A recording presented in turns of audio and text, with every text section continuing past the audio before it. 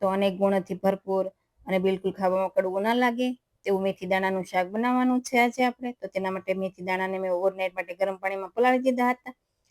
અને હવે તે પાણી અલગ કરી મેથી દાણાને પ્રેશર કુકરમાં એડ કરીશું.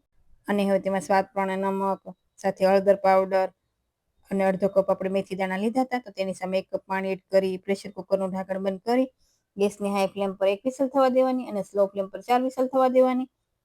અને હવે એક બાઉલ લઈ તેમાં લાલ મરચું પાવડર, હળદર પાવડર, ધાણા જીરું પાવડર, 1 પિંચ જેટલું મીઠું અને પાણી એડ કરી સારી રીતે મિક્સ કરીશું. તો મીઠું આપણે ઓછું એડ કરવાનું છે.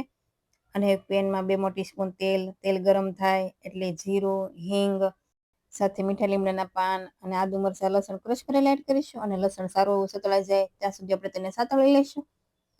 અને હવે તેમાં 1 સ્પૂન ચણાનો લોટ એડ કરી ગેસની ફ્લેમ સ્લો ઉપર રાખી ચણાના લોટને પણ સારો શેકી લેવાનો છે. અને હવે જે પેસ્ટ બનાવી તે એડ કરી તેને પણ સારી રીતે સાતળી લઈશું એટલે મસાલા છે તે સારા એવા સતળાઈ જશે.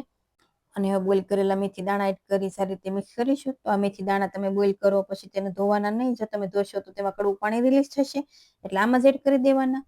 અને હવે તેમાં થોડું પાણી એડ કરીશું.